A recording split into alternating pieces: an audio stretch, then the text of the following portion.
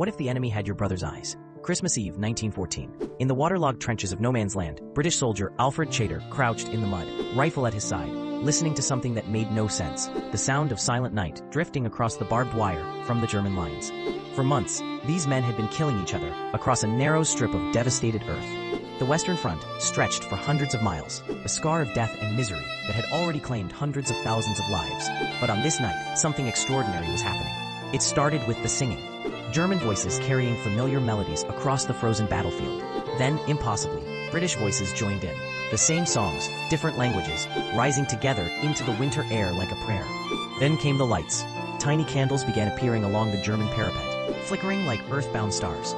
Someone, no one knows who, called out Merry Christmas in broken English. The response came back immediately, Fröhliche Weihnachten. What happened next violated every rule of war.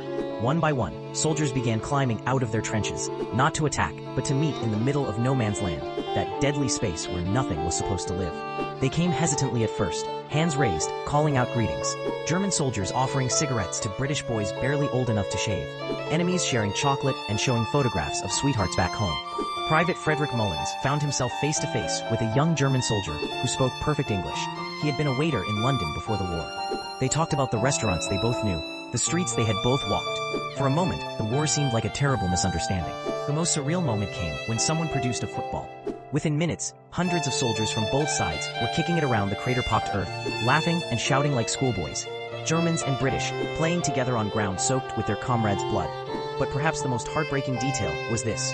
When the informal truce ended and the men returned to their trenches, they had to resume trying to kill the same people they had just shared Christmas dinner with. Some soldiers later wrote that they deliberately aimed high in the days that followed, unable to shoot at faces they now knew. The high command on both sides was furious when they heard what had happened. Orders went out immediately. No more fraternization with the enemy. Future attempts at Christmas truces were met with threats of court-martial. The war machine could not tolerate the reminder that the enemy was human. Yet for one brief, shouting moment, ordinary soldiers had chosen humanity over hatred. They had looked across the divide and seen not monsters, but men who missed their families, who were cold and scared and homesick, just like them. The Christmas Truce of 1914 lasted only a day, but its memory endured. It became proof that even in humanity's darkest chapters, compassion can break through. That brotherhood can emerge in the most unlikely places.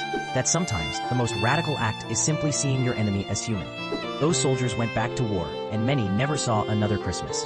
But for one extraordinary day, they had chosen love over fear, connection over division.